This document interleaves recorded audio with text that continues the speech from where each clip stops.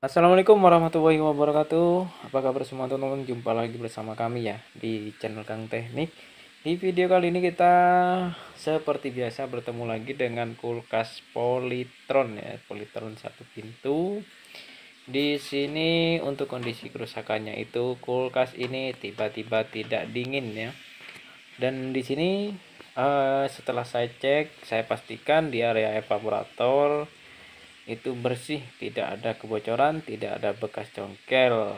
Dan tapi di sini untuk kulkasnya itu tidak bisa dingin ya. Seperti biasa di sini saya akan coba memberikan tutorialnya bagaimana cara mengecek dan juga solusinya ya. Oke, yang pertama kita pastikan dulu apakah kompresornya itu hidup atau enggak ya.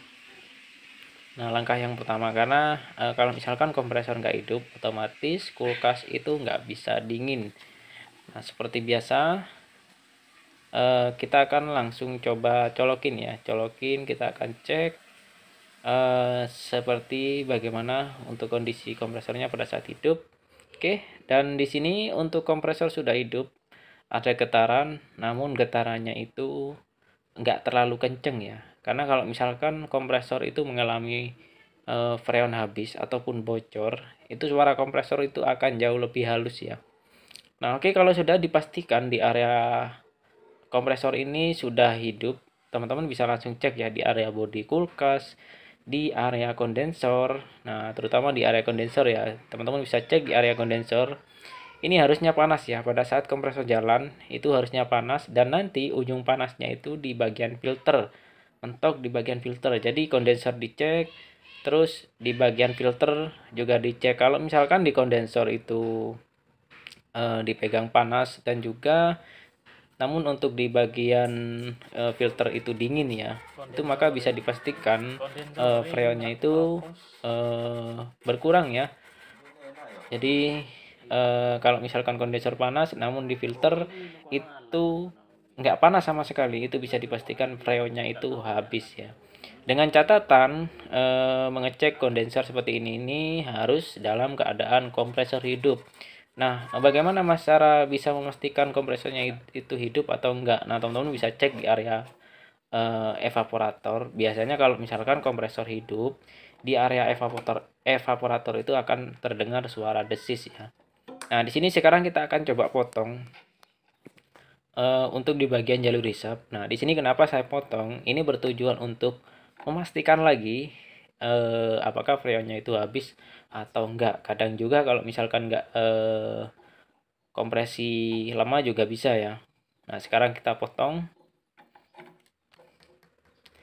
Karena kalau misalkan kompresi lemah juga sama, nanti tekanan itu nggak bisa dorong. Yang pasti untuk di bagian kondensor juga nggak bakalan panas.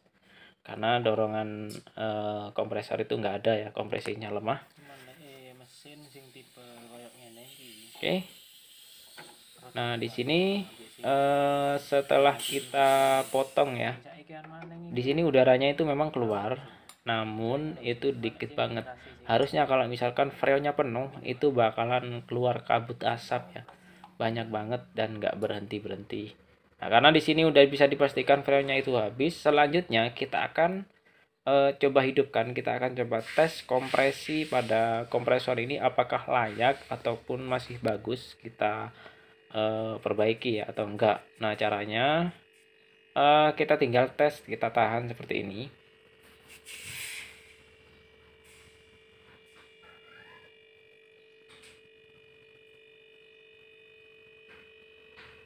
Oke, kita tahan, lalu kita lepas. Nah, seperti itu. Nah, kalau dilihat dari tekanannya itu masih bagus, jadi presurnya itu masih kuat. Nah, setelah kita lepas, baru kelihatan tuh, udah kenceng ya untuk presurnya, jadi masih aman. Dan di sini untuk di bagian evaporator itu terdengar banget ya suara desis ya, tuh terdengar banget suara desis. Nah, di sini biasanya kalau untuk kulkas Polytron ya kurang lebih 5 tahun ke atas biasanya itu kondensor udah ganti ya. karena kerusakannya itu hampir sama berulang-ulang seperti ini, dan penyebabnya itu di bagian kondensor ya. Jadi kalau misalkan 5 tahun ke atas, kalau misalkan freon tiba-tiba habis, lebih baik kalau untuk merek Polytron langsung diganti ya, atau kalau ingin lebih pasti bisa dilakukan pressure ya. Oke, di sini untuk di area evaporator tadinya ada suara gemericik juga. Makanya di sini saya akan coba flashing ya. Untuk cara flashingnya seperti ini, kurang lebihnya seperti ini. Kita kasih metil ya untuk di area hisap. Nah, untuk cara memflashing itu ada banyak cara ya, dimulai dari didorong dari hisap ataupun dari kapiler seperti ini juga gak ada masalah. Yang mana yang paling cepat? Oke, kita masukkan. Nah, untuk memberikan cairan metil ini teman-teman jangan tanggung-tanggung ya. Banyakin juga nggak ada masalah, asalkan nanti pada saat flashing itu harus benar-benar bersih.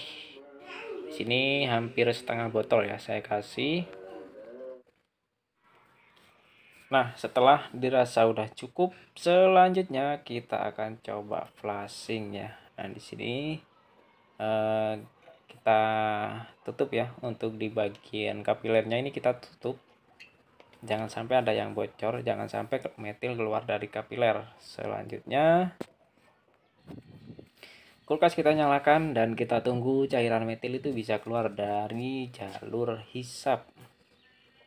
Nah, kita tuh di sini untuk cairan metil beserta oli itu keluar semua ya. Nah, itu udah mulai netes. Ini adalah cairan metil sama oli ya. Nah, kalau misalkan endapan oli di bagian evaporator itu terlalu banyak, memang bisa jadi, namun nantinya ada efeknya, biasanya ada gumpalan bunga es. Gumpalan bunga esnya itu kadang nggak merata, ataupun esnya itu jadinya hanya setengah ya. Kalau misalkan oli, meskipun jadi itu biasanya agak lama. Kalau misalkan endapan oli itu terlalu banyak. Namun kalau misalkan udah bersih, itu proses pembukuan itu bakalan lebih cepat. Dan di sini saya ganti kondensernya ya. Di sini untuk kondenser saya ganti menggunakan ukuran 8 ya. Dan di sini untuk di bagian filter, untuk di bagian pengelasan itu sudah bisa dipastikan aman, jangan sampai terjadi kebocoran ya.